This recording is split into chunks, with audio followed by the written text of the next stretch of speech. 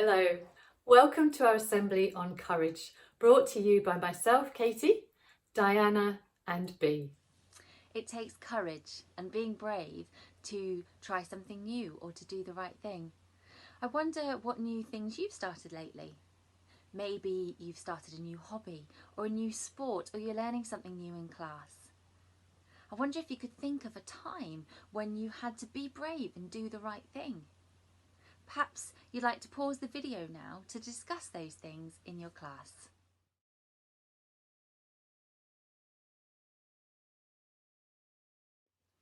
Trying something new or going somewhere new takes courage. It takes courage to first of all try it, and then courage to keep going with it. Choosing to do the right thing can also feel challenging and takes a lot of courage. Now, Christians believe that God can help us to be brave and to give us courage. Now, you might try something and not really like it, and that's okay. Or you might try something and then you have another go at it and it gets a bit better, and then you keep going with it and it becomes a fantastic part of your life. When I was younger, I learnt to play the piano, and to start off with, I found it really difficult. I looked at pieces of music like this and found it really, really hard. And I found practicing hard too. But I was brave and I kept going with it, and then it meant that I could then play pieces like this. Now, I love playing the piano now, and I love playing pieces like this, so I'm really pleased that I had the courage to keep going with it. It does take courage to start something new, and it takes even more courage to keep going with it when things don't quite go to plan. Hello, you can join in with the story from the Bible about a beautiful girl called Esther, who was very brave and had a lot of courage. Diana is going to read the story to you, and there are some actions for you to join in with. When you hear the name Esther, you can comb your very beautiful long hair like Esther. When you hear the name Mordecai, you can stroke your beard like wise Mordecai. When you hear the word king, put a crown on your head. When you hear God, you can point up. And when you hear the name of Haman, you can make a proud face like this. So let's practice those together. Esther, Mordecai, King, God, and Haman. Okay, over to Diana.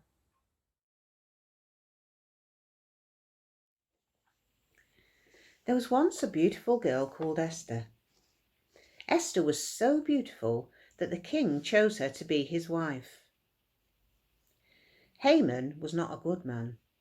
He worked for the king. Haman was very proud, and he liked people to bow down when they saw him coming. One man didn't bow to Haman, a man called Mordecai, Esther's cousin. Mordecai and Esther were Jews, and they worshipped God.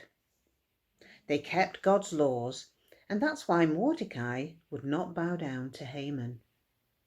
This made Haman so mad that he made a plan to harm all the Jews, including Mordecai. Esther knew she had to do something, but she needed help from God. So she sent a note to Mordecai asking him to pray for her.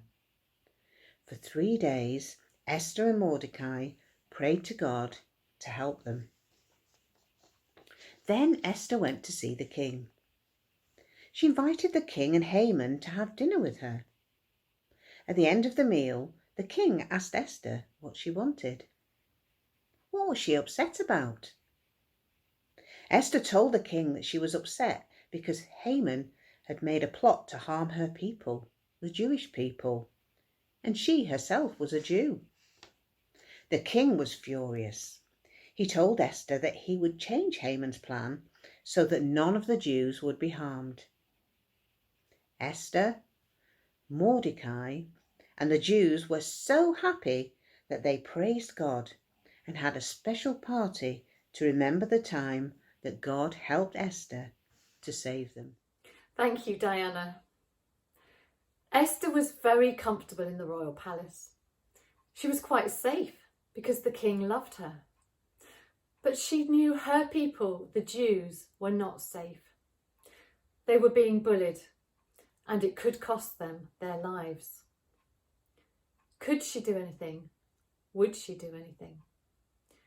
It took great courage for Esther to speak to the king and to stand up for her people, as Haman was the chief minister and a very crafty man. It is said Esther was given her position in the palace for such a time as this. Maybe you too have a talent, a skill, a gift or an ability that with courage you could develop and use for such a time as this to do the right thing.